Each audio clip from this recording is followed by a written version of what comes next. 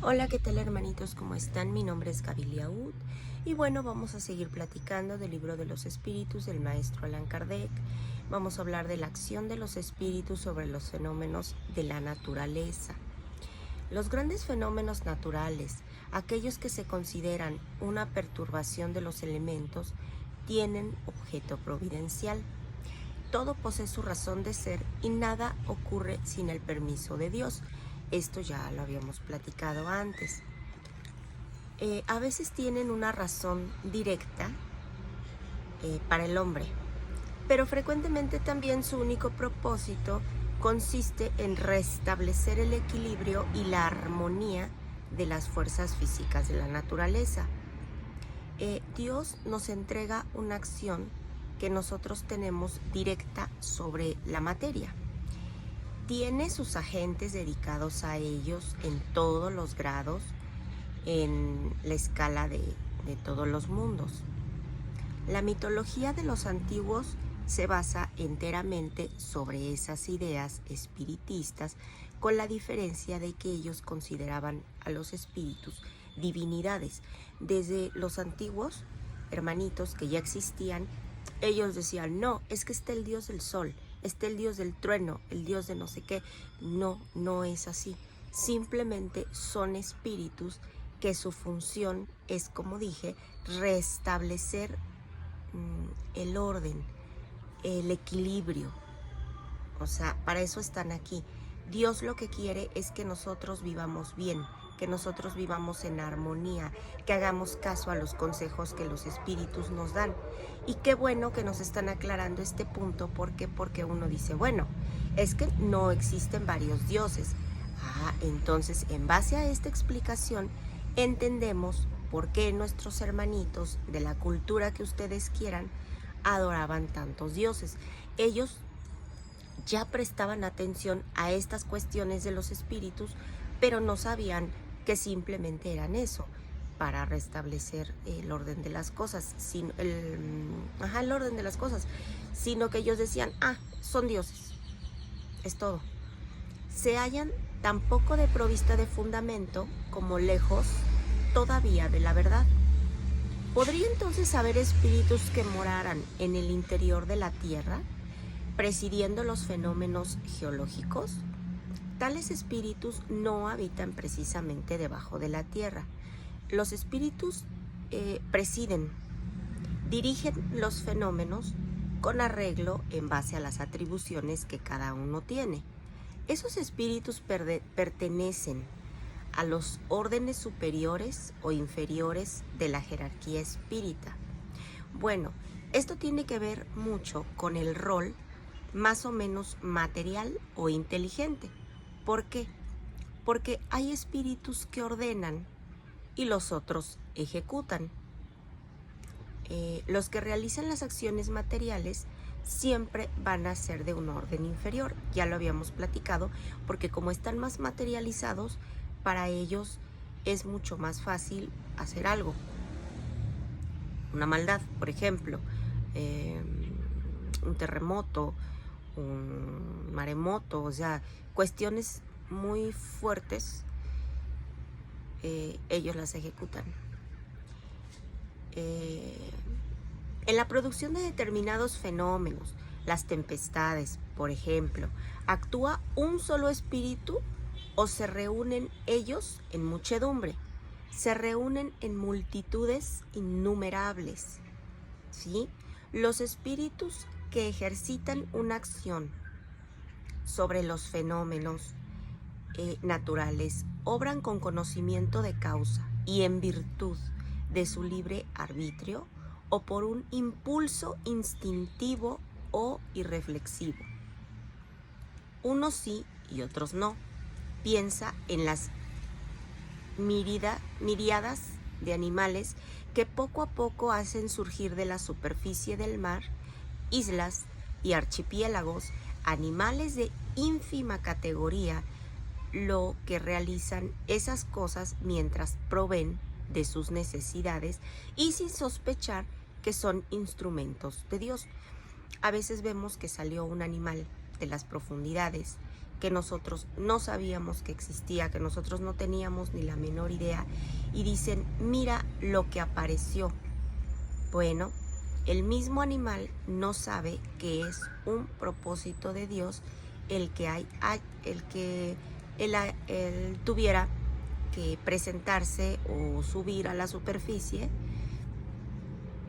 Del mismo modo, los espíritus que están más atrasados resultan útiles en conjunto. ¿Por qué? Porque cuando un espíritu de luz o un espíritu un poco más elevados que ellos tienen la necesidad de manifestar algo, obviamente se van a servir de ellos. Ya lo habíamos platicado en otro video, como cuando nosotros queremos cargar una caja, pero somos débiles y no lo podemos hacer, o tenemos algún padecimiento en nuestro cuerpo, no lo vamos a hacer, pero nos vamos a servir de alguien que durante la vida se dedique a eso, a cargar, o que esté más fuerte. Bueno, a él le vamos a pedir porque es más fácil para él hacerlo que para nosotros. Del mismo modo, los espíritus más atrasados van a resultar útiles en ese conjunto. ¿Por qué? Porque quieren manifestar y ensayan para la vida. Antes de tener plena conciencia de sus actos y de su libre albedrío, ellos van a obrar sobre ciertos fenómenos cuyos agentes son sin tener conciencia de ellos. Primero van a ejecutar. Más tarde, cuando su inteligencia se haya desarrollado, ordenarán y van a dirigir las cosas del mundo material. Así pues, todo sirve. Todo lo que hay en la naturaleza está eslabonado, desde el átomo primitivo hasta el arcángel, pues él mismo, el arcángel, esos hermanitos que ustedes ahorita vemos o sabemos que son arcángeles, ellos empezaron como un átomo. Todos venimos de ahí. Los espíritus durante los combates. Bueno, en una batalla hay espíritus que asisten y que sostienen a cada bando, sí, claro, porque ellos son los que se hagan que ese coraje se estimule. Los antiguos nos representaban de antaño a sus dioses. Ellos tomaban partido por ese o por aquel pueblo, y aquellos dioses no eran otra cosa que espíritus que estaban representados con figuras alegóricas, que es que el dios de la guerra, el dios de no sé qué, bueno, simplemente eran espíritus que ellos veneraban y que llamaban dioses. En una guerra, la justicia pues siempre va a estar de un solo lado. ¿Cómo hay espíritus que toman partido por el bando que no tiene razón? ¿Cómo es posible que eso suceda en un combate? Bueno, sí estamos bien enterados de que hay espíritus que buscan el bien, sí, pero también hay espíritus que buscan el mal, que buscan la discordia, que buscan la destrucción. Para ellos la guerra es la guerra.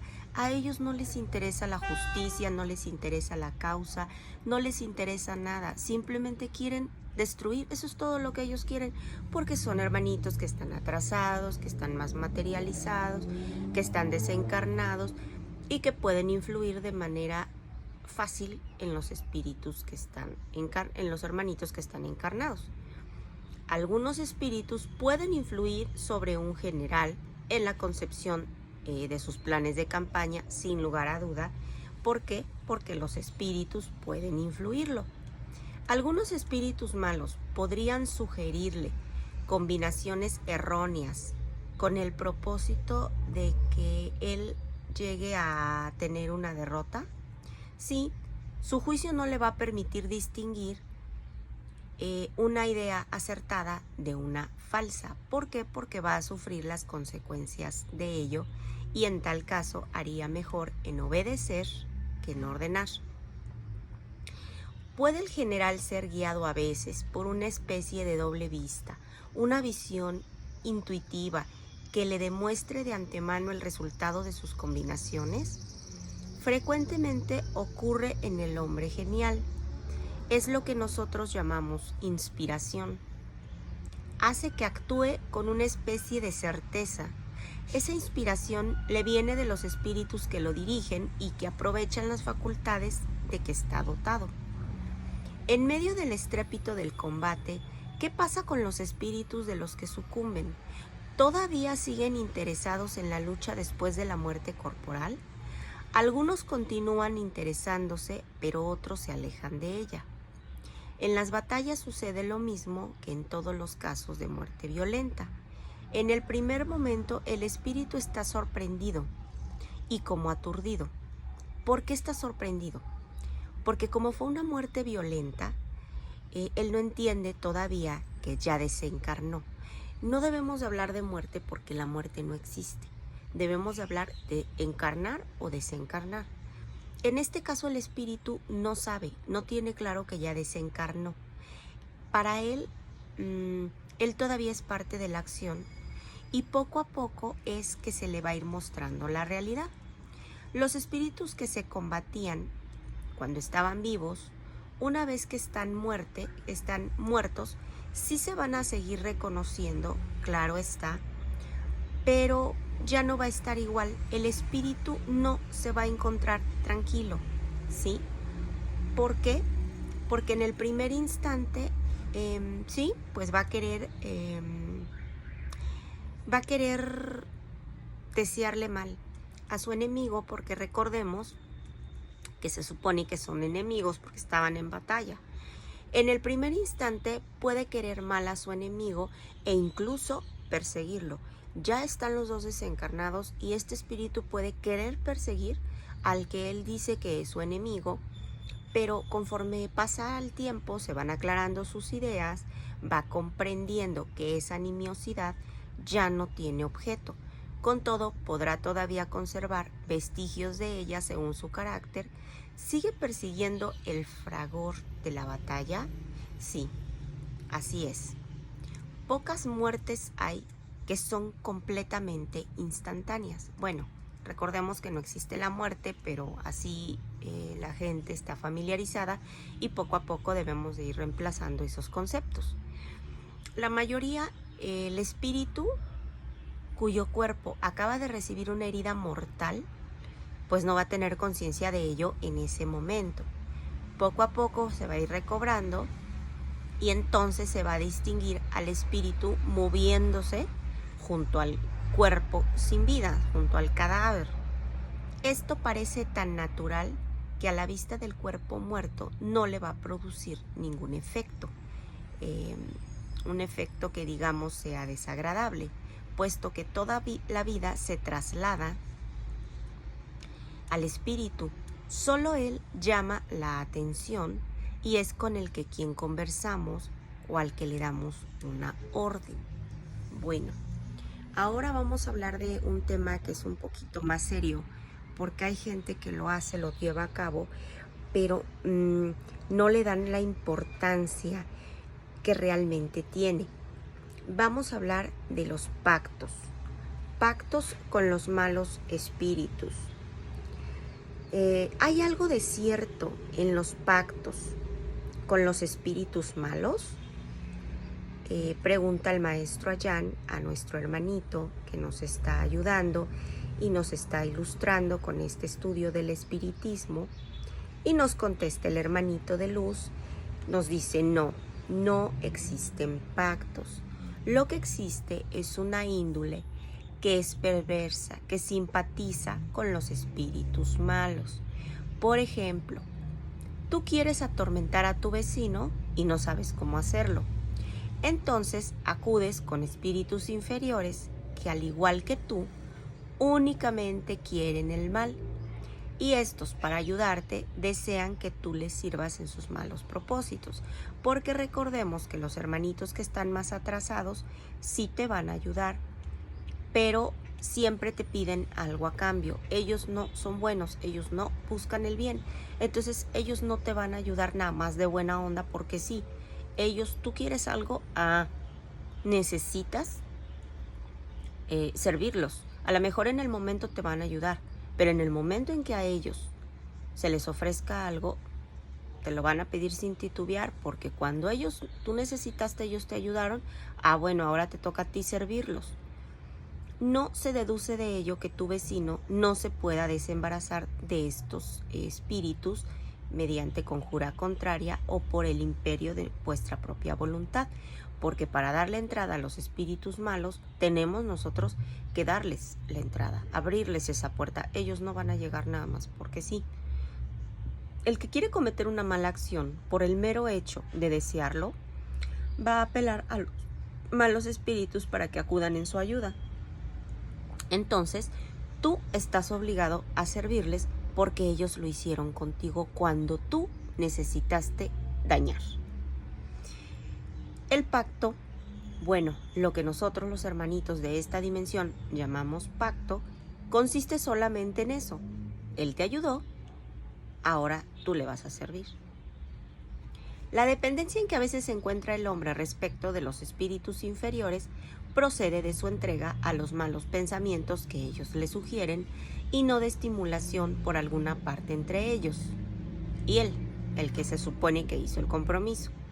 El pacto, en ese sentido vulgar, se le concede la palabra, constituye una alegoría que describe a un individuo de mala índole que está simpatizando con hermanitos que son malévolos. ¿Qué sentido tienen las leyendas fantásticas según los cuales ciertos individuos habrían vendido el alma al diablo para obtener ciertos favores? Recordemos que se habla mucho de las personas que ya sea que son o hayan sido famosas y que le vendieron su alma al diablo y que, bueno, todas las fábulas contienen una enseñanza y contienen una moraleja. El error de nosotros consiste en que tenemos esa costumbre de tomar todo al pie de la letra. El que llama en su ayuda a los espíritus para obtener de ellos bienes, como qué, como la fortuna, algún favor de que ya nos cae mal la vecina, la queremos enfermar para que se muera, pues obviamente estamos atentando en contra del libre albedrío y estamos en contra de la providencia. Renuncian a la misión que han recibido y a las pruebas que han de soportar en la tierra y van a sufrir las consecuencias de esto en una vida futura, porque en esta te estás dedicando a hacer brujería, a hacer pactos, a hacer maldades. Entonces en una encarnación futura vas a pagar todas las maldades que hagas, que hayas hecho o que pretendas seguir haciendo durante esta encarnación. Cuando yo me refiero a que estamos desperdiciando la encarnación, es precisamente a eso, a saber que estamos haciendo cosas malas, que no debemos de hacerlas y aún así no nos interesa, lo hacemos porque queremos, porque nos cae mal, porque tenemos rencor, por lo que sea, pero aún así lo hacemos. A eso me refiero yo cuando digo que no desperdiciemos la encarnación, que trabajemos en nuestro progreso espiritual. Ello significa que su alma queda para siempre condenada al infortunio, puesto que en un lugar de que dijéramos se va a desligar de la materia, se va a hundir cada vez más en la materia, va a estar cada vez más materializado y las alegrías de que haya gozado en este mundo no las va a tener en el mundo de los espíritus hasta que haya expiado las pruebas de todas las faltas. Todas y cada una las va a pagar. Quizá mayores y más aflictivas aún, debido a que su afición a los goces materiales se pone bajo la dependencia de los espíritus que son impuros. ¿Cuáles son los espíritus que son impuros? Los hermanitos que están un poquito más atrasados, eso también ya lo hemos platicado, que son simplemente formas de llamar a los más atrasados, ¿no?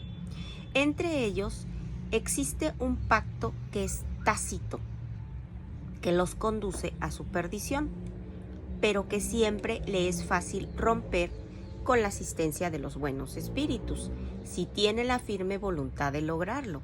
Le pedimos a los hermanitos por caridad, así se le pide a un ser de luz, que nos ayude, que nos guíe, que nos ilumine, que nos dé fortaleza moral y espiritual para poder pasar nuestras pruebas. El poder oculto de los talismanes y de los hechiceros. Algunas personas tienen un poder magnético muy grande, del que podrán hacer mal uso si su propio espíritu es malvado. Y en tal caso, pueden ser secundados por malos espíritus, claro que se puede, pero no debemos de creer que en ese presunto poder mágico que solo está la imaginación de los supersticiosos, los cuales van a ignorar las verdades de las leyes de la naturaleza. Los hechos que al respecto se citan han sido acontecimientos naturales que por supuesto han estado mal observados y que en especial han sido mal comprendidos.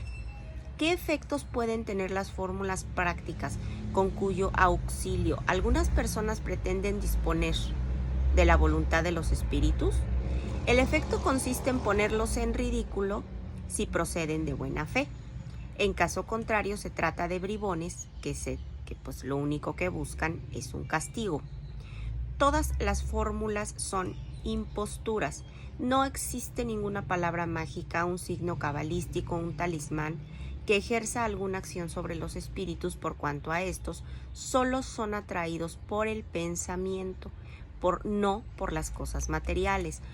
Recordemos que yo ya les había explicado que para atraer a un espíritu no lo vamos a atraer porque traigamos un talismán, porque traigamos un amuleto. No, te dice, no falta el brujo, ¿no? El charlatán que te dice, no, si tú me compras este amuleto que te cuesta, no sé, 300 pesos mexicanos, no, con esto no te va a volver a pasar nada, vas a estar protegido, hagas lo que hagas, tú vas a estar bien.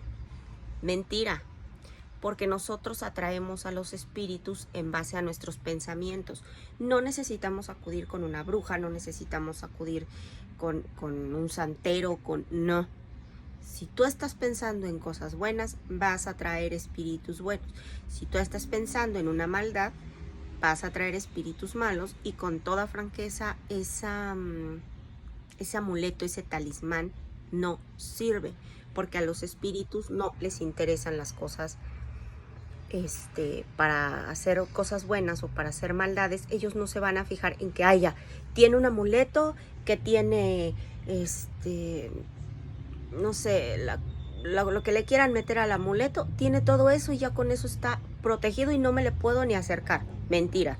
Desde el simple hecho en que estamos pensando en algo, los espíritus que vivan en esa misma frecuencia son los que están acercándose a ti. Y no se acerca uno ni dos, se acerca una nube de espíritus. Si nosotros tenemos espíritus que nos indican signos, palabras extravagantes, que nos prescriben determinados actos con cuyo concurso hacemos lo que denominamos conjuros, pero tenemos que tener certeza de que son espíritus que solamente se están mofando de nosotros y abusan de nuestra credulidad. Hay gente que es tan crédula que todo lo que le dicen lo cree, que todo lo que le van sugiriendo lo hacen al pie de la letra. Y entonces, ¿qué es lo que va a suceder? Que nosotros imaginamos que estamos haciendo un conjuro, que estamos haciendo el super hechizo, cuando en realidad aquellos están por allá atacados de risa viendo todas las ridiculeces que la gente dice que está haciendo en un rito o en lo que ustedes quieran. Aquel que con razón o sin ella tiene confianza en lo que llama la virtud de un talismán, no puede, debido a esa confianza, atraer a un espíritu, porque entonces el que obra es el pensamiento y el talismán solo constituye un signo que ayuda a dirigir el pensamiento, porque si nosotros tenemos fe en que ese talismán está sirviendo y entonces el pensamiento es el que va a materializar, puede ser. Lo que nosotros llamamos hechiceros en esta dimensión son personas que cuando actúan de buena fe están dotadas de ciertas facultades como el poder magnético o la doble vista. Entonces, como quiera, hacen cosas que no comprendemos. Nosotros creemos que son poseedoras de un poder que podemos llamar que es sobrenatural, claro, porque es un medium y no todas las personas vienen a trabajar en esta encarnación la mediumnidad. El espíritu y el magnetismo nos van a proporcionar la clave de multitud de fenómenos acerca de los cuales la ignorancia ha abordado infinidad de fábulas en las que los hechos son muy exagerados, pero esto se debe a la imaginación, nada más. El conocimiento cabal de estas dos ciencias, que solo forman una, por así decirlo, al mostrar la realidad de las cosas y sus verdaderas causas, constituyen el mejor escudo en contra de esas ideas que son supersticiosas, porque demuestran lo que es posible y lo que pues es imposible, ¿no? Eso también lo tenemos que tomar muy en cuenta, porque lo que está dentro de las leyes naturales y lo que constituye tan solo una creencia ridícula, pero bueno, a veces decimos, bueno, es que mi abuelita también era bruja y me dejó estos hechizos, me dejó estos conjuros, y nosotros pensamos que todo eso es normal, cuando en realidad, nos dice el hermanito de luz, simplemente es ridículo porque ellos se están burlando de nosotros. El poder magnético puede llegar a eso cuando es secundado por la naturaleza o por los sentimientos y un ardoso deseo de realizar el bien. Hay gente que busca hacer el bien porque le nace. Qué bueno, así debemos de ser todos. Ayudar a hacer el bien sin mirar a quién se lo estamos haciendo. Entonces, hay que desconfiar del modo en cómo cuentan las cosas ciertas personas. ¿Por qué? Porque hay gente que, como tiene mucha imaginación, pues ya las cosas no las cuentan como fueron, sino que pierden el sentido, o a veces, muchas veces por la ignorancia, contamos las cosas como no son, pero debemos desconfiar de eso. Es menester también no fiarse de los relatos que están interesados en ofrecerte simplemente algo que te vuelva más crédulo. O sea, todo lo que recibimos, las comunicaciones, los relatos, todo lo tenemos que analizar. Todo en una comunicación se analiza. Si te meten miedo, si te meten angustia, si te meten intriga, si te dan todo un cuento de un ritual que tienes que hacer, bueno, ya les expliqué qué es lo que pasa con ellos, cómo se divierten cuando nosotros estamos imaginando que vamos a hacer un hechizo, que vamos a hacer esto, un pacto. Ya les expliqué. Espero que les haya gustado. Esto es lo que nos transmite el hermanito que ayudó al maestro Kardec en su estudio, en su recopilación acerca del espiritismo.